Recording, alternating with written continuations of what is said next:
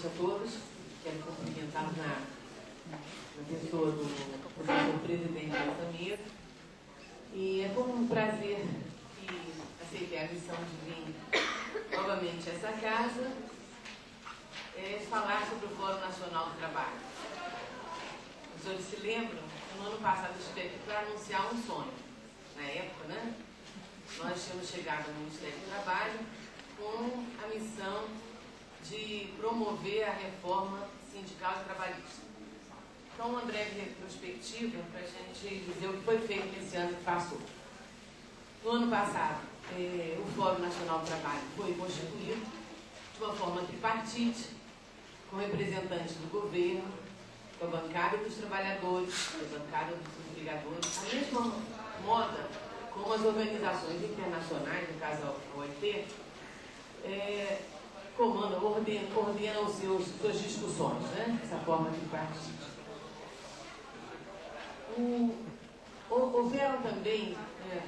Aconteceram também reuniões em todos os estados, nas conferências estaduais, com representantes também dos trabalhadores, empregadores, e aquilo que em alguns lugares chamamos de quarto poder.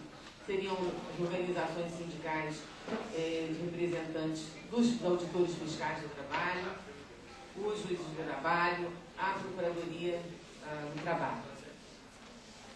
Essas conclusões foram encaminhadas a uma comissão de sistematização que, juntamente com as conclusões obtidas nos grupos de trabalho que cuidaram especificamente da organização sindical, negociação coletiva, composição dos conflitos de trabalho, fizeram um grande relatório que foi encaminhado ao presidente Lula em abril desse ano e que procurou-se aglutinar todos esses consensos. Essa proposta, eu podia dizer o seguinte, que essa premissa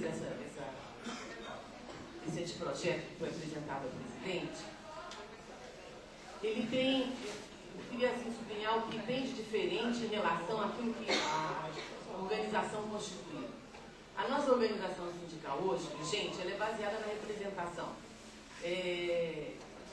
da categoria profissional combinada com uma representação territorial. Essa proposta que nós vamos apresentar, o sistema, ao invés, vai se fundar na representatividade. O que isso significa? Nós estamos preocupados em que as organizações sindicais efetivamente representem o interesse daquelas que eles dizem que representam. E como é que se faria isso então? De duas maneiras. Uma representatividade que seria comprovada e uma derivada. Essa representação, essa representatividade que se pretende aferir, é aquela que vem da base. E é possível haver, nesse novo modelo, sindicatos, mas não necessariamente dentro de uma estrutura vertical, como hoje existe, federação, confederação. Né? Então, o que se propõe? Primeiro, que seja concedida personalidade sindical às centrais sindicais. E que seguem, como todas as organizações democráticas, uma possibilidade de se organizar internamente, ou seja, nós queremos organizar em forma vertical ou em forma horizontal, desde que o seu estatuto seja democrático. O que significa? O que nós queremos dizer com isso? Queremos dizer que os estatutos devem prever modos de renovação das suas diretorias. Possibilidade de todos os representantes fazerem de fato ouvir. O que nós hoje temos são as entidades sindicais, não digo todas, mas uma grande parte, infelizmente, está mais preocupada na arrecadação do que na ação sindical. E olhando essa atitude, é que a legislação, então, a proposta, eu estou tendo dificuldade de ficar mesmo, talvez fosse melhor colocar aqui assim, né? Não? Porque senão eu fico olhando, né? Eu acho melhor.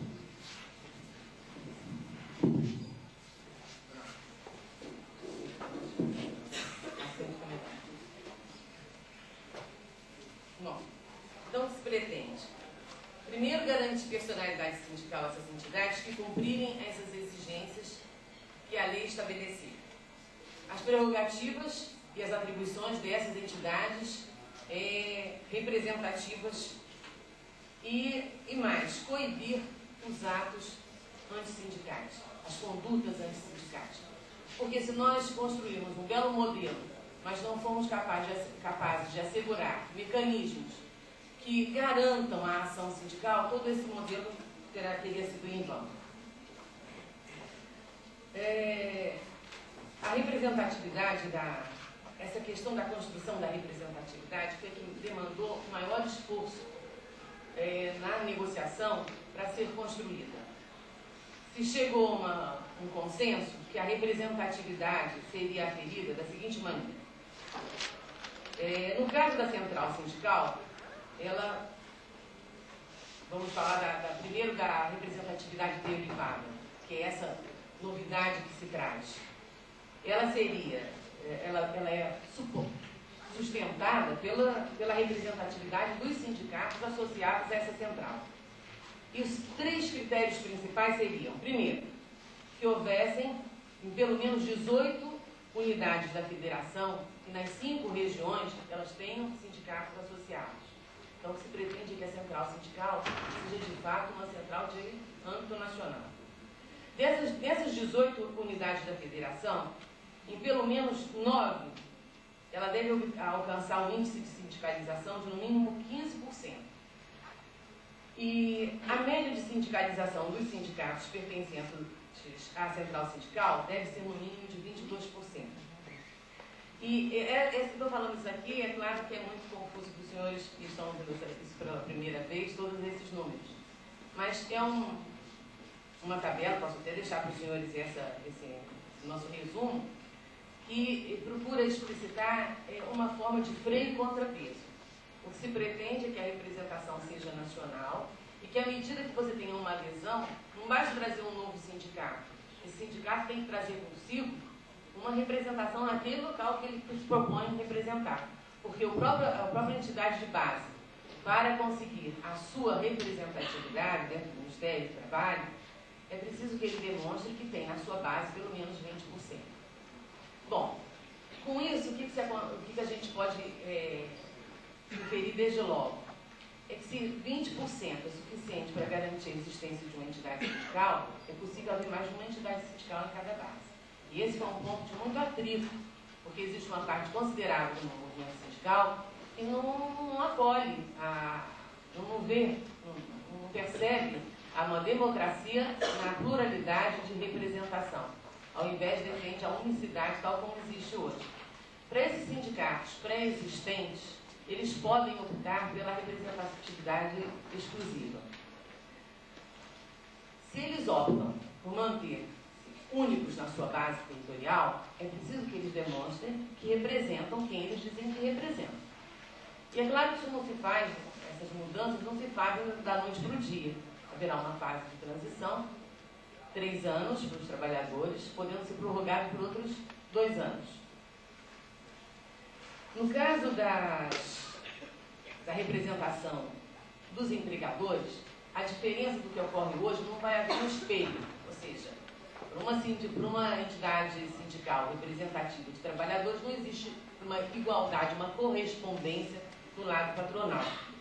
Agora, como forma de organização, eles também poderão se constituir em confederações, obedecendo critérios semelhantes. Em 18 unidades da federação devem existir os seus associados, pelo menos em todas as regiões do país, nas 5 regiões, em 12 unidades pelo menos 20%, né?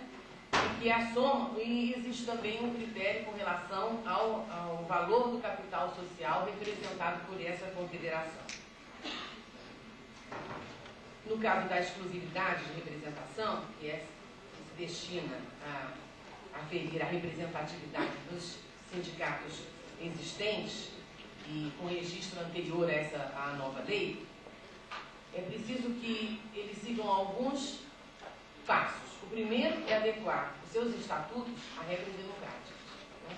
Porque nós conseguimos selecionar, dentro do Cadastro Nacional de Entidade Sindical, entidades que têm como regra nas eleições a convocação de apenas os sindicalizados em determinada empresa, apenas aqueles que comparecerem na primeira chamada. Enfim, tão difícil haver uma renovação da diretoria que não existe essa sequência. Existe uma substituição, diria uma dança das cadeiras. Um diretor sai de um lugar e passa para outro. E essa proposta, então, para se continuar a manter a representação com exclusividade, é preciso, então, que essa entidade sindical de base demonstre que detém pelo menos 20% dos sindicalizados naquela sua base territorial.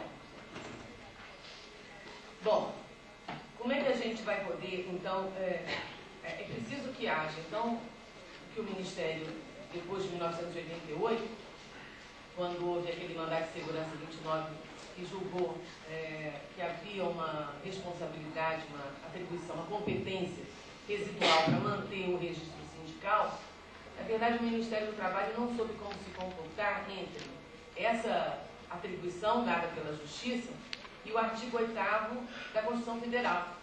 Enquanto o artigo 8º da Constituição Federal dizia que o Ministério do Trabalho não podia intervir nem interferir na organização sindical, por outro lado, havia aquela ordem que se continuasse a proceder o registro sindical.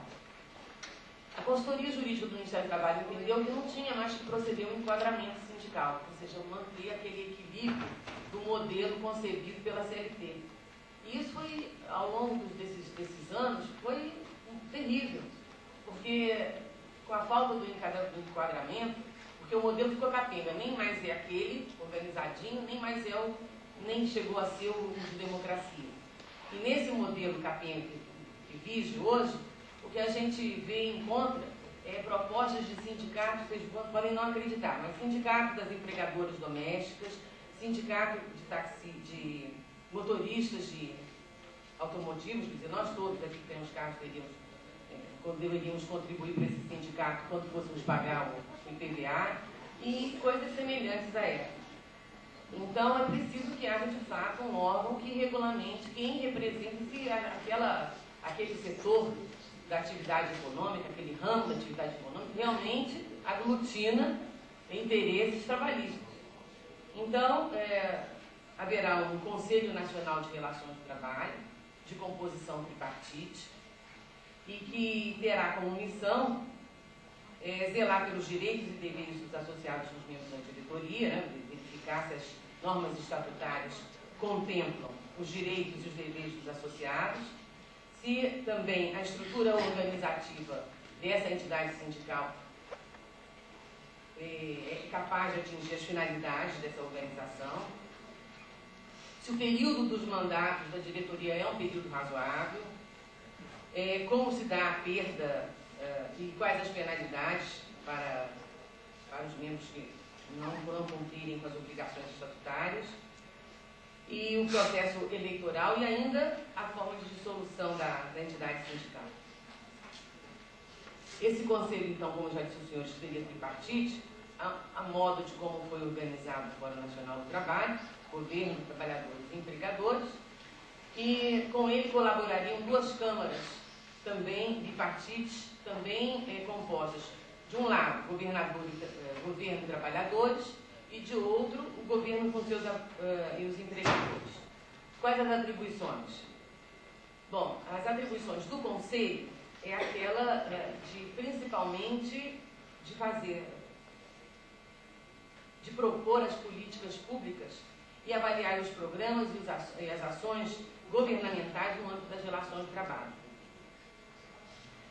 Propor setores econômicos e ramos de atividade econômica para efeito de organização sindical, ou seja, de alguma maneira, propor o enquadramento sindical, dirimir as dúvidas e estabelecer critérios para que ele se faça, tanto para as entidades de empregadores quanto de trabalhadores. Ainda propor os procedimentos de cobrança e comprovação dos repasses dos valores da contribuição negocial. E revisar a cada 8 anos os critérios de aferição da representatividade dessas entidades. A outra questão que se colocou foi como se daria, então, a sustentação financeira das entidades sindicais.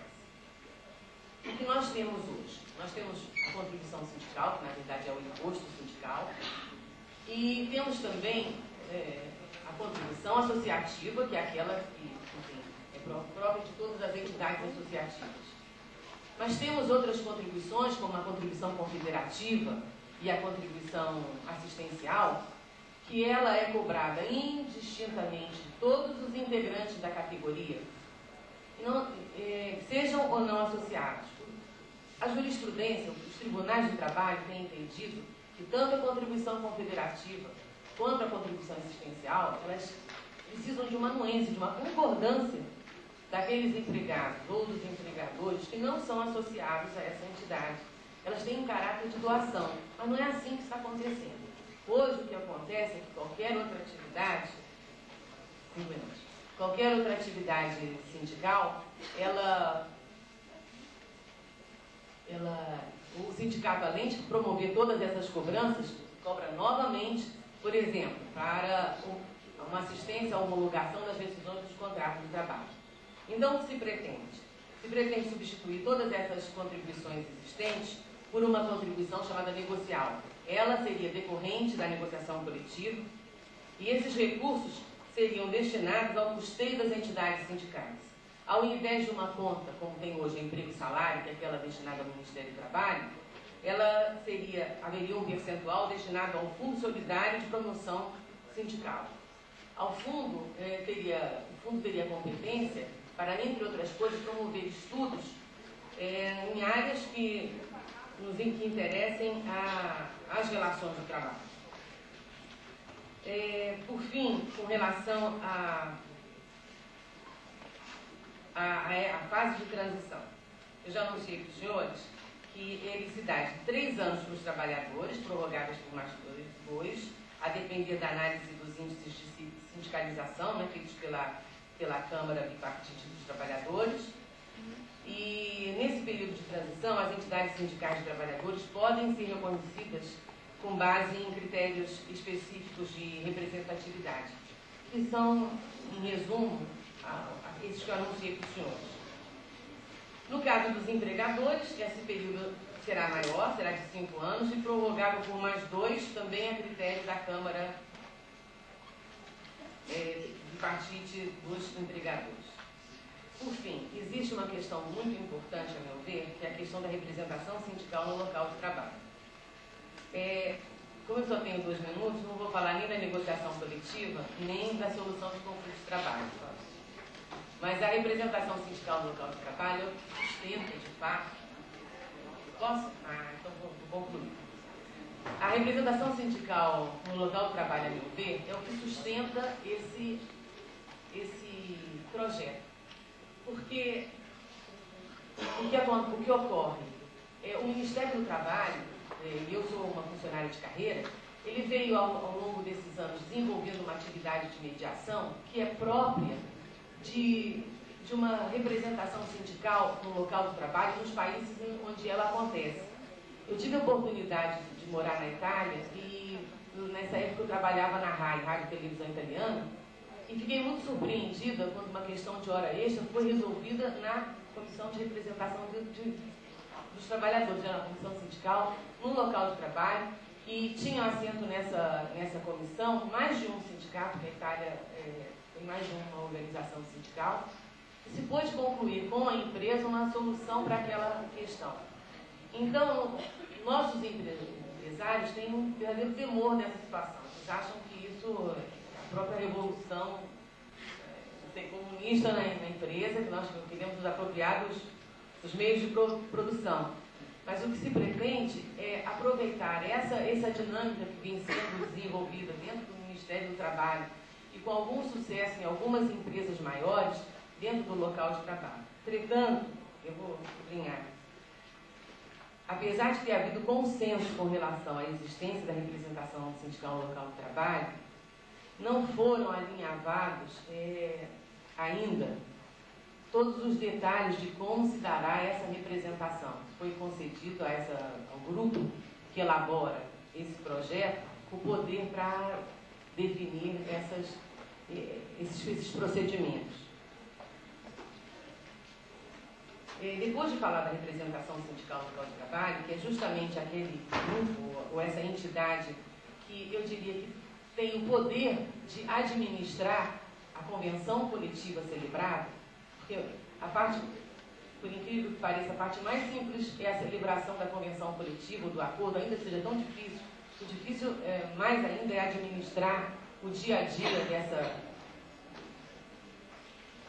do trabalho, né? E que compete a esse grupo. O que se pretende que essa negociação, antes de mais nada, também haja uma mudança nos princípios que devem pautar, antes de mais nada, sublinhando aquilo que é comum em todos os contratos, que é o princípio de boa-fé. Mas o princípio de boa-fé no direito do trabalho, na negociação coletiva, ele não tem sido sublinhado, realçado como é necessário para o reconhecimento das partes e o respeito mútuo na proposta que se coloca com relação às condições de trabalho. Então, a negociação coletiva, ela há de ser o eixo da nova relação entre os empregados e os empregadores, fundado numa organização sindical mais forte, porque baseada na representatividade, e numa representação sindical dentro do local de trabalho. A negociação coletiva, há um temor muito grande quando se fala dessa negociação coletiva nova, baseada no princípio da boa-fé, que ela venha a precarizar os direitos dos trabalhadores. Mas isso é importante também que a gente realce, até porque eu tenho até sublinhado, que é preservados os direitos definidos em leis como inegociáveis. Que direitos são esses? São direitos constitucionais, né? Os direitos constitucionalmente assegurados não podem ser objeto de negociação coletiva para modificá-los, a menos que a Constituição já tenha previsto essa possibilidade. Outra coisa que se fala é a respeito da validade dos acordos. Né? A validade dos acordos, hoje limitada à duração máxima de 2 anos, ela será definida no próprio contrato coletivo, podendo haver diferentes períodos de negociação para diferentes cláusulas, sem prejuízo de uma data referência para a renovação do contrato. O que se pretende? O que se pretende é que não haja essa questão da data base. A data base, existe toda essa comoção, né, trabalhista dentro da empresa, em que todo mundo se volta e, encerrada a data base, se encerrou a negociação coletiva. E aquilo que falei antes, a negociação coletiva, na verdade, a construção do acordo é a parte até mais simples, porque a negociação coletiva ela se dá ao longo de todo o período de validade daquele contrato. Outra questão também que se coloca é o nível da negociação, nível nacional, nível regional, interestadual, estadual, municipal e empresa. Esse também sendo mantido e respeitadas as peculiaridades de cada setor econômico e cada região. Uma outra coisa que se pretende é que as cláusulas de nível superior que não sejam passíveis de alteração nos níveis inferiores, que elas assinalem, olha, essa cláusula não poderá ser alterada nas negociações realizadas pelas entidades de nível inferior. Qual o objetivo também? É que, muitas vezes, uma cláusula, essas cláusulas nacionais, elas procuram ser mínimas. É um mínimo que deve ser assegurado a todos os trabalhadores. Mas, se for possível que essa cláusula seja modificada nas instâncias inferiores, aquela negociação maior, que foi a mais complexa para ser elaborada, ela não vai atingir o seu objetivo. Uma outra questão que se coloca dentro do projeto da negociação coletiva é a questão da ultratividade das cláusulas. Isso é o seguinte: terminada a vigência do contrato, os trabalhadores, se não tivessem imediatamente celebrado um novo contrato coletivo, ficavam, como diz a minha filha, no vácuo. Não tinham outra possibilidade, um outro contrato que suportasse, que sustentasse as relações de trabalho. O que se previu? Prevê, então, na hipótese do vencimento do acordo sem a renovação, a prorrogação por 90 dias daquele acordo anterior. Nesse prazo, as partes podem continuar negociando para, de fato, conseguirem fazer a composição direta dos interesses divergentes, ou então nomear um árbitro público ou privado. Persistindo o impasse ao final dos 90 dias, o conflito seria, então, sem que elas tivessem nomeado o árbitro, então o conflito será submetido à arbitragem pública compulsória da Justiça do Trabalho. Nesse caso, a arbitragem pública, ela funcionará como ofertas finais. No caso da arbitragem por ofertas finais, ela é interessante porque compete, o árbitro, ele deverá escolher uma das duas propostas que lhe foram apresentadas. E esse procedimento tende a fazer com que as partes se aproximem ou apresentem uma proposta que seja muito próxima uma da outra. Porque se digamos, no caso do tipo do reajuste salarial, se eu peço um reajuste de 20% como trabalhador e a empresa me oferece 2%, a distância é tão grande que há de se pensar que a capacidade do juiz, do árbitro, para escolher entre um e outro, entre um ponto e outro ponto, certamente significaria um sacrifício para uma das duas partes. Então, por isso foi escolhida a proposta de ofertas finais. E mais, no caso da negociação, no caso dos servidores públicos, ela não foi contemplada nesse projeto. Mas há uma proposta que 120 dias após o envio da proposta desta, para o Congresso Nacional, será então dado início ao estudo da reforma da proposta aplicável ao serviço público. Bom, no caso da solução dos conflitos de trabalho, o que se pretende é que a Justiça do Trabalho se retire da Justiça do Trabalho o poder normativo, mas que mantenha a capacidade jurisdicional, E ela seria chamada a atuar como árbitro público. Nesse momento, sim, seria devolvida a competência para examinar conflitos de interesse. Com relação ao direito de greve, a grande novidade é que não haverá um julgamento do mérito da greve. A greve deve ser considerada como um direito pleno. E a ocorrência de ilícitos ou crimes, ela será apurada segundo a legislação civil ou penal ou a própria legislação trabalhista. Os trabalhadores deverão comunicar por 72 horas aos empregadores a paralisação do trabalho, garantido os serviços mínimos para a preservação deve ser compartilhada entre as partes e também com a comunidade, Isso é um ponto muito importante. E existe, a finalizar isso tudo, a preocupação com a conduta dos atos antissindicais, com as práticas antissindicais. Porque, vou dar um exemplo bem típico do que seria como agiria essas normas. Se pretende dar uma garantia efetiva e imediata a uma conduta do empregador que pretenda descaracterizar ou eliminar ou neutralizar uma ação sindical.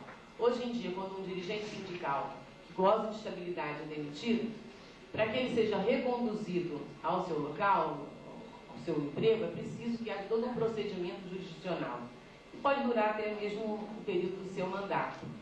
O que se pretende é que, em face de uma situação como essa, a atuação seja imediata. Primeiro, porque o ato vai ser nulo e as medidas jurisdicionais a serem aplicadas seriam, no máximo, 72 horas. Para que não haja uma norma vazia, uma norma sem sanção. Para a norma atingir o seu objetivo, que é aquele de garantir a ação sindical, é preciso que haja contraparte. Bom, eu teria muito tempo para falar disso, porque participei de todo o processo, tanto do grupo de trabalho sobre organização sindical, sobre negociação coletiva, greve e composição dos conflitos de trabalho. E enquanto eu falo para os senhores, são tantas as recordações que me vêm desse momento, mas espero que com o debate possa acrescentar e esclarecê-los se houver algumas dúvidas. Muito obrigada pela atenção.